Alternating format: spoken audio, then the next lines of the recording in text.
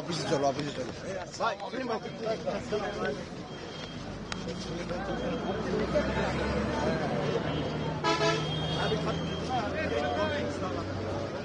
আমরা সর্বপ্রথম মহান রাব্বুল পাক আলামিনের দরবারে শুকরিয়া আদায় করি যে আল্লাহ তাআলা আমাদেরকে এই একটা দীর্ঘ পথ পরিক্রমায় আমাদেরকে আজকে সারা বাংলাদেশের মানুষ ধানের শীষে ভোট দিয়ে ধানের শীষের বিজয়কে নিশ্চিত করিয়েছেন সেই জন্য।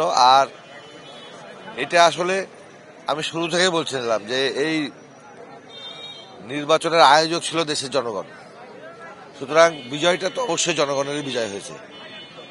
আর আমরা এই বিজয় তো আমাদের আসলে সেই বিজয় না, এটা কাজ করার জন্য।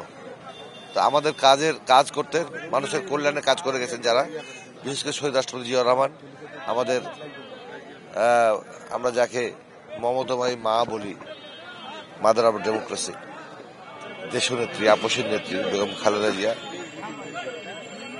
এবং যারা জনহিতকার কর্মকাণ্ড করে গেছেন আমাদের এই পাওয়া মূলবাসীর জন্য, তাদের প্রত্যেকের প্রতি আমি উৎসর্গ করব এই বিজয়কে। নতুন লাক্স, যা ত্বককে করে কোমল আর দেয় ব্রাইট গ্লো। ট্রাই করো লাক্স।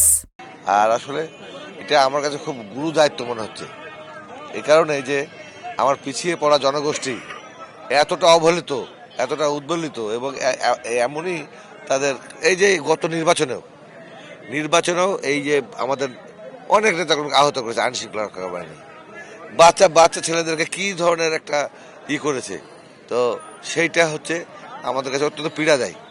তা আমি মনে করবো যে কোনো একটা পক্ষ অবলম্বন না করে আইন শৃঙ্খলা রক্ষা বাহিনী যদি নির্বাচনের বিশেষ করে কেশরহাটে একটা করতো, সুন্দরভাবে করতো, আরও ভালো হতো। যাই হোক, তারপরেও সব কিছু মিলিয়ে আল্লাহর কাছে আমরা শুকরিয়া আদায় করি।